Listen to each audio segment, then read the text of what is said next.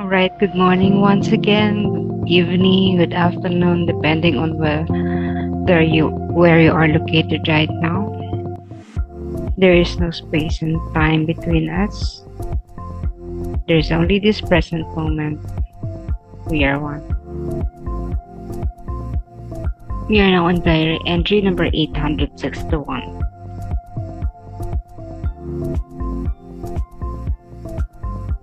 Resolutions for the year 1937, day 1, month 1. Particular examine. Remains the same, namely to unite myself with the merciful Christ.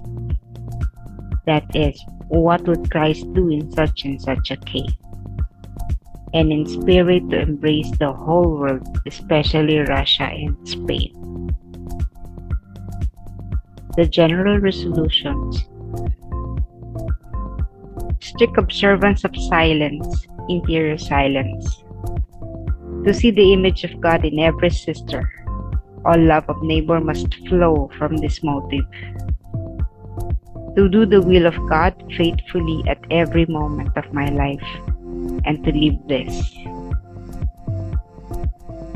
To give a faithful account of everything to the spiritual director, and not to undertake anything of importance without a clear understanding with him.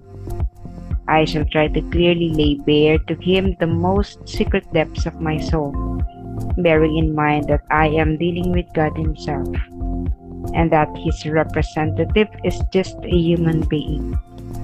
And so I must pray daily that he be given light. During the evening examination of conscience, I am to ask myself the question, what if he were to call me today?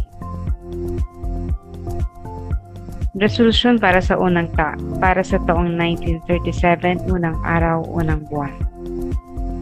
Partikular na examen, pareho pa rin. Ito ay pagkaisang aking sarili sa maawing Kristo. Kung bagano kaya ang gagawin ni Kristo sa iba't ibang mga sitwasyon. At sa espiritu, yakapin ang buong mundo, lalo na ang Russia at Espanya. Pangkalatang resolusyon, mahigpit na pagsunod sa katahimikan, panloob na katahimikan. Makita ang imahe ng Diyos sa bawat kasamang madre. Ang lahat ng pag-ibig sa kapwa ay dapat na dumaloy mula dito. Gawin ang kalooban ng Diyos ng matapat sa bawat sandali ng aking buhay at isabuhay ito. Sabihin ng matapat sa spiritual director ang lahat ng bagay at huwag gumawa ng mga bagay na mahalaga nang walang pagsangguni sa Kanya. Susubukan kong malinaw na ipahayag sa Kanya ang pinakakaibutura ng aking kaluluwa. Isinasaisip na ang mismong Diyos ang aking nakakaugnayan, na ang Kanyang kinatawan ay tao lamang, kung kaya dapat kong ipanalangin araw-araw na bigyan siya ng kaliwanagan. At ikalima, sa pagsusuri ng konsensya sa gabi, tatanungin ko ang aking sarili, paano kung ngayong sandaling ito ay tawagin ako ng Panginoon? So this is New Year, January 1st, 1937, and Faustina wrote her resolutions for the year. I only presented 5 of her, I think 12, there were 12 or 13 resolutions.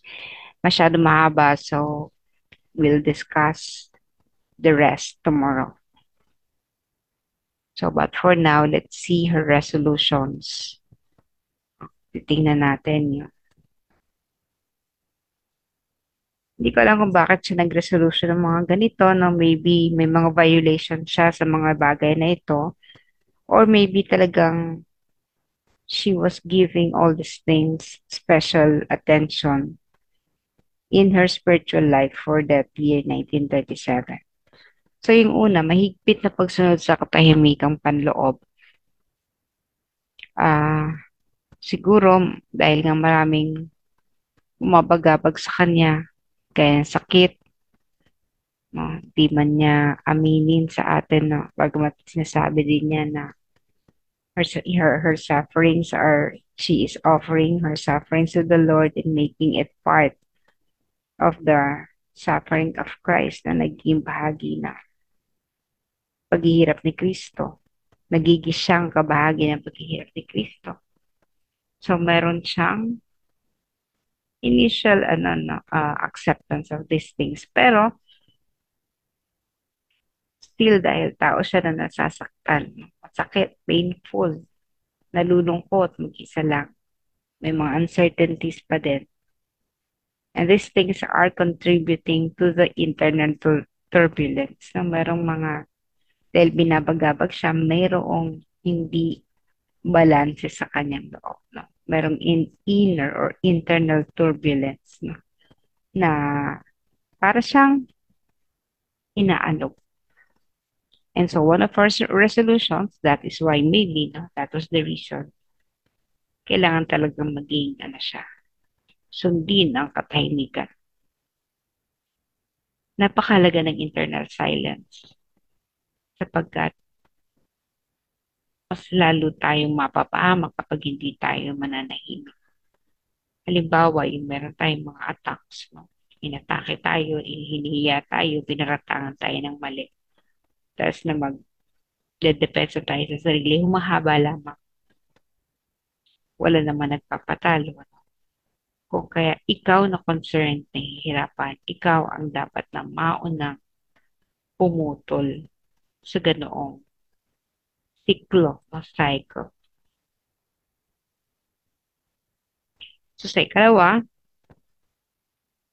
makita niya yung Panginoong Yesus sa kanyang kapomadre. Again, bakit niya isinulat to? Kasi dumaranas pa rin siya ng pang-aasar, pang-iinsulto, no? Na itong pagkakasakit niya, nag-iinarte lang. Yung accusation ng ibang mother, nag-iinarte lang yan, umiiwas sa mga trabaho, mga ganun ba, no? It was painful if you were on her shoes, sitwasyon ni Faustina. Ginagawa mo ang lahat, tapos sasabihan ka na nag-iinarte ka lang, umiiwas sa trabaho. That was unfair, but kaya nga sabi niya, her response would be to see Jesus in every sister in the convent. So, syempre dito, lalo't higit yung mga nambubulit sa kanya. Yung mga nagmamalit sa kanya. Yung mga hindi maayos ang pakikitungo sa kanya. Yung pangatlo, gawin ang kalooban ng Diyos ng matapat sa bawat sandali. Yung kalooban ng Diyos. Kasi nga, may mga pinapagawa sa Jesus sa kanya. Na hirap siya. Katulad ng Feast of Mercy. No? Itakda sa kalendaryo natin, ng Catholic liturgical calendar, yung Feast of the Divine Mercy, medyo mahirap talaga yon. Tapos pumanaw na siya, namatay na siya. Sinong mag-aasikaso nito?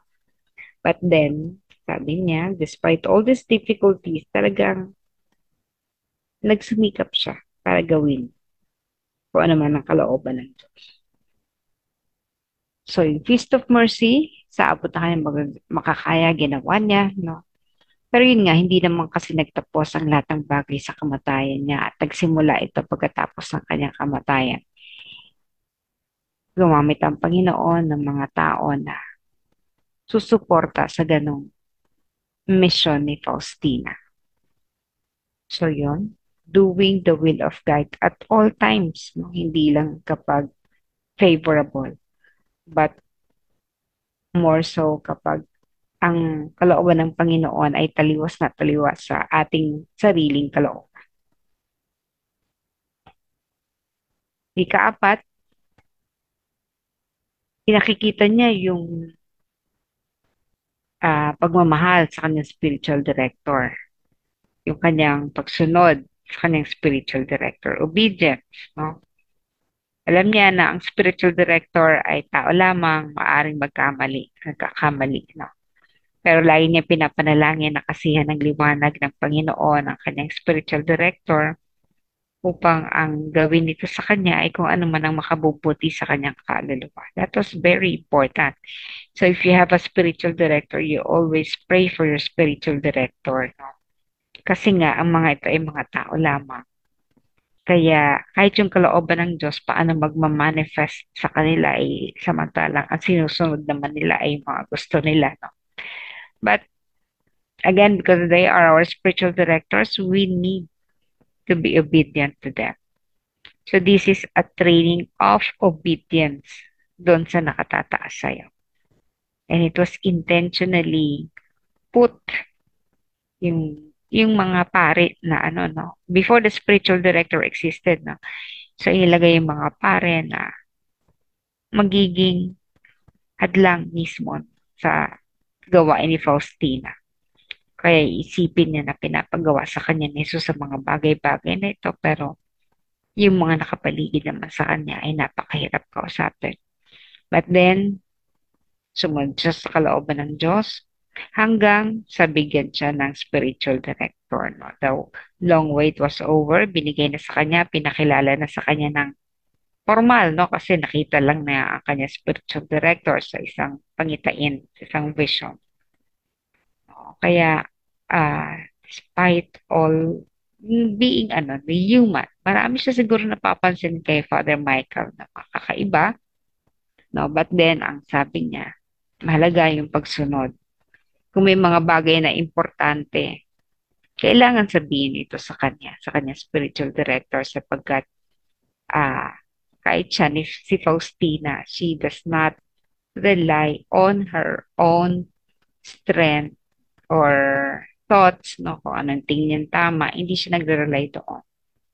And kahit na tingin niya ay tama yung mga magiging desisyon niya, lagi niya sinasa isip na i-consult ito, sabihin sa kanyang spiritual director. She never tried to uh, to keep something, no, magtago ng isang bagay sa kanya spiritual director. So, nagkaroon siya ng ganong no, na sabihin ang lahat. Lay bare her soul. No? Ihayag ang kanyang kaluluwa sa kanyang spiritual director. Gaano man kahirap. Ang ikalima, sa gabi, no, bago matulog, bigat yun. Ano? Paano ko ngayong sandaling ito itawagin ako ng Panginoon? So, she would meditate on that bago siya matulog. At mahalaga kasi nga, baka hindi na siya magising, di ba? Yung parang ganon. So she would be thankful for all the things that had been, that was, no? Yung mga nakaraan sa kanyang buhay. Pagpapasalamat na yon and